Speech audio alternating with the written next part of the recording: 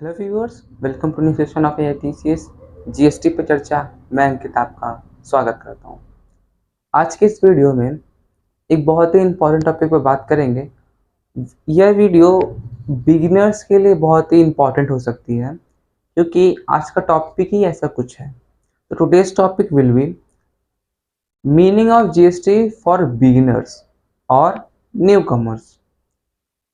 एक बिगिनर्स के लिए जीएसटी का मतलब क्या होता है, व्हाट इज द मीनिंग। इससे जुड़ी तमाम जानकारियाँ इस वीडियो में आपको मिल जाएंगी।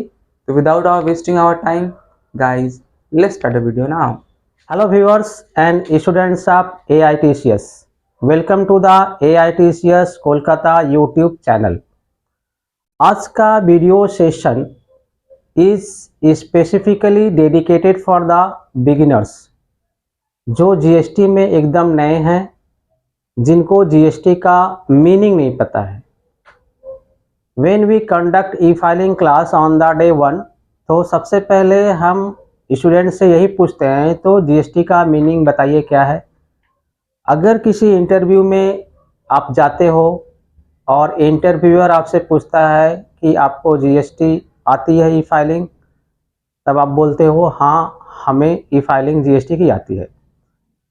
जब वो पूछता है कि व्हाट इज जीएसटी, जीएसटी क्या होता है, तो बहुत से कैंडिडेट जीएसटी का फुल फॉर्म बोलते हैं। दे से GST is goods and service tax. Actually ये जीएसटी का मीनिंग नहीं है। Goods and service tax is the full form of GST. In this video session, we have tried to explain the simple meaning of the GST, and this meaning is taken as a personal view. ये किसी act से लिया गया नहीं है। Hope that कि आपको ये मीनिंग समझ में आ जाएगा। So before going to the discussion at the length of the meaning of the GST, we want to show the meaning of the GST on your screen. Let us read it. Meaning of GST for beginners. GST is a value added tax, VAT, which is imposed on supply of goods or services or both.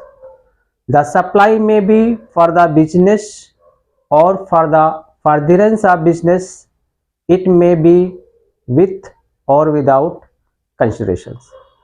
Viewers, ये था meaning of the GST. अब चलिए हम इसके ऊपर detail में चर्चा करते हैं। तो जो मीनिंग आपके स्क्रीन पे थी, आप उसको नोट डाउन भी कर सकते हैं। It may be very helpful to you to explain the meaning whenever someone ask about it.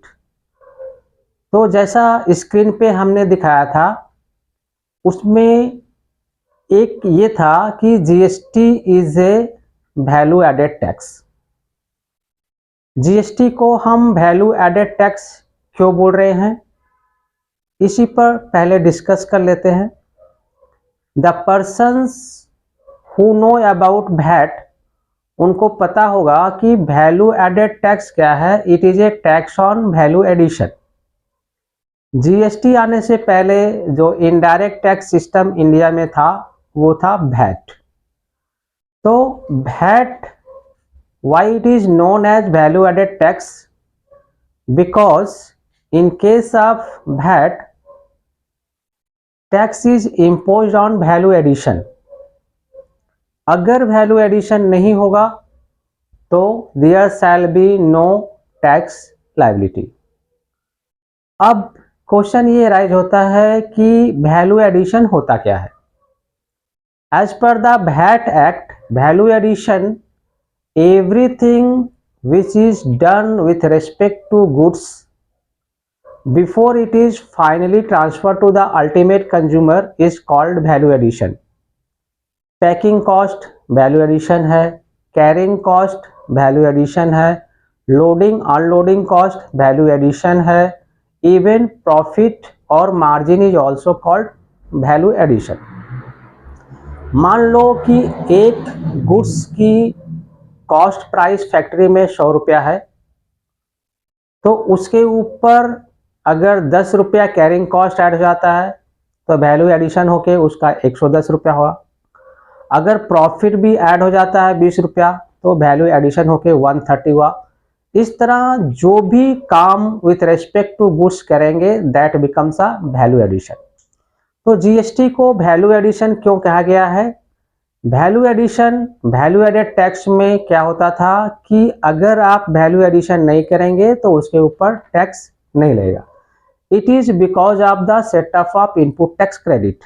Value added tax में भी इनपुट टैक्स क्रेडिट मिलता था। अभी फॉर एग्जांपल समझ लो आपने कोई एक गुड्स 100 रुपये में खरीदा जिसकी वैट रेट 12% है और without adding any value addition, even profit भी ऐड नहीं किए, आप 100 रुपया में उसको बेच दिए, तो आपकी टैक्स लायबिलिटी क्या होगी? नील होगी। कैसे नील होगी? 100 रुपया की जब आप गुड्स परचेज करते हो तो 12 रुपया वैट पेमेंट कर दिए, ये आपका इनपुट टैक्स हो गया। और जब आप उसी गुड्स को बिना वैल्यू एडिशन किए मार्केट में सेल करते हो तो 100 रुपया में सेल किए, 12 रुपया आपका आउटपुट वैट हो गया। सो आउटपुट वैट 12 रुपया, इनपुट वैट 12 रुपया, 12 minus 12 is 0। That means your net tax liability is 0। Same concept is also applicable in case of GST. Here input tax credit which is available at the time of purchase of taxable goods and services is allowed to be adjusted with the output GST. Output GST which is collected from the customer at the time of sale. Output GST minus input GST is the final liability which a dealer needs to pay to the government. As GST has also a provision for setup of input tax credit, so we can say that GST is nothing but it is a upgraded version of value added tax. Now comes to the another aspect. It is GST is imposed on supply of goods or services or both. Now see here, every indirect taxation has a taxable event. For example, in case of VAT, sale was taxable event. In case of central excise or state excise, manufacturing is the taxable event. In case of entry tax, import of goods from other states or foreign country is a taxable event. So in case of indirect taxation, there must be a taxable event. अगर taxable event नहीं होगा तो there shall not be any imposition of indirect taxation. Similarly, in case of GST, government has cleverly chosen the word supply as a taxable event.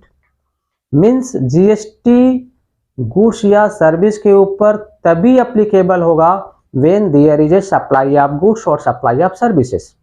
अगर supply of goods और supply of services नहीं है then GST cannot be imposed. अब आपको समझना है what is the meaning of supply. GST के books में जब आप सप्लाई की मीनिंग देखोगे तो वहां लिखा है everything all thing is supply except a few. कुछ चीज़ों को छोड़ करके बाकी सभी सप्लाई के एम्बिट में आती हैं, इसलिए आपको जो फ्यू है उसको याद रखना है और बाकी तो सप्लाई के कैटेगरी में आ जाएगी। तो वो फ्यू क्या है जो सप्लाई की कैटेगरी में नहीं आती, and that is the normal thing which is not directly associated with the business.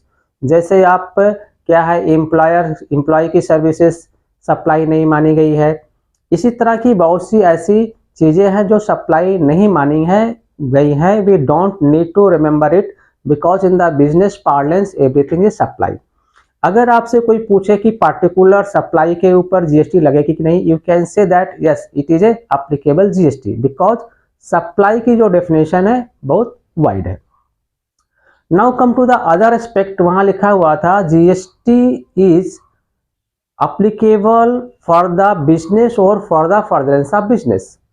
वो सप्लाई अगर आपके बिजनेस के लिए है तब भी जीएसटी लगेगा, या आपके बिजनेस के डेवलपमेंट के लिए है फिर भी जीएसटी लगेगा।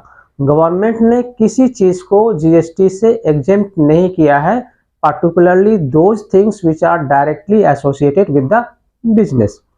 एग्जाम्पल की बात करें कि मान लो आप इलेक्ट्रॉनिक्स गुड्स में डील करते हो, तो इलेक्ट्रॉनिक्स गुड्स को सेल परचेज करना आपका मेन बिजनेस है and the supply is associated the for the business.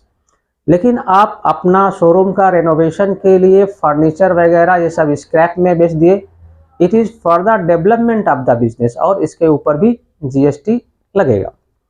और सप्लाई विथ कंसिडरेशन हो या विदाउट कंसिडरेशन हो, दैट इज मीनिंगलेस। सप्लाई करने के बाद आपको पैसा मिल रहा है कि नहीं मिल रहा है, गवर्नमेंट ये देखने नहीं जा रही है। It may B with consideration और विदाउट कंसिडरेशन आपको जीएसटी पेमेंट करना है।